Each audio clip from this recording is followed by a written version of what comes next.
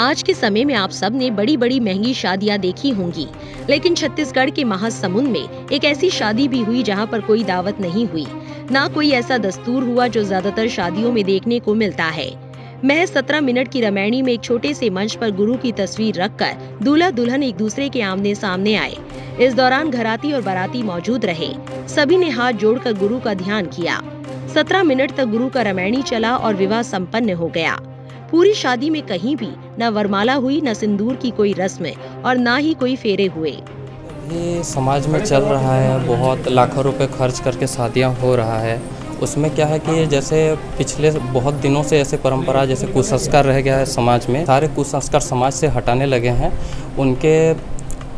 उनके सत्संग सुनने के बाद हम लोग जब उनसे नाम दीक्षा लेते हैं, उनके दीक्षा पे जुड़ते हैं, तब हम जितने भी उनके अनुयायी हैं, हम लोग गुरुजी के प्रेरणा से ये सारे कुसंस्कार को समाज से हटाने के कोशिश में लगे हैं। किसी भी प्रकार का कुसंस्कार नहीं रहता, जैसे दहेज प्रथा का खत्म होता है और जो भी मतलब समाज में चल रहा है शादी को लेके, मतलब 7 दिन 8 दिन कहीं पे बहुत सारे तैयारी रहते हैं, बहुत सारे खर्चे होते हैं जो कि कोई ज़रूरत नहीं होता शादी में।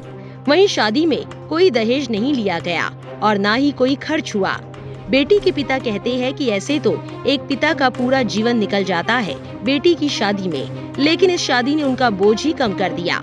किसी भी माँ बाप के लिए संतान की शादी बड़ा सपना होता है। यहाँ रामायणी और शादी होती है, माँ बाप को इसमें कोई किसी प्रकार की जिम्मेदारी नहीं है। अन्यथा औरों को जैसे शादी करते हैं, फालतू में बिचूल खर्चा करते हैं, ये हमारे सदगुरु रामपाल में नहीं है।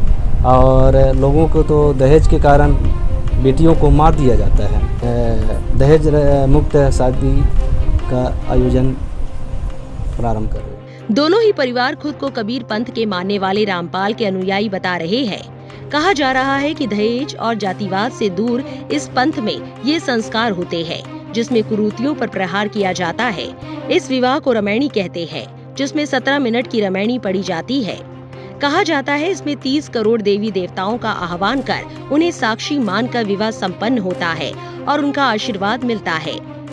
पहला उद्देश्य तो यह है कि जो समाज में बहुत कुरीतियाँ आडंबर फैल चुके हैं, हर आदमी के लिए बस का बात नहीं कि उनकी लिमिट से बाहर पाया जाता है।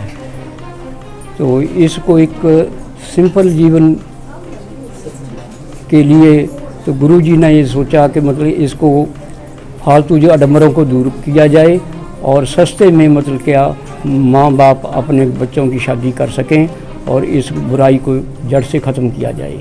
सदगुरु रामपाल जी महाराज के जो उपदेशी अनुयायी हैं, देश में कई लाखों करोड़ अनुयायी हैं, उन्होंने दहेज रहित शादी करते हैं, ना दहेज लेते हैं ना दहेज देते हैं। समाज में फैली व्याप्त बुराइयों को सदगुरु रामपाल जी महाराज जी ने जड़ से ख़त्म करने का ये प्रयास किए हैं। जो सदगुरु रामपाल जी महाराज के अनुयायी हैं वो बिना दहेज के शादी, जिसको रामायणी बोलते हैं, करते हैं।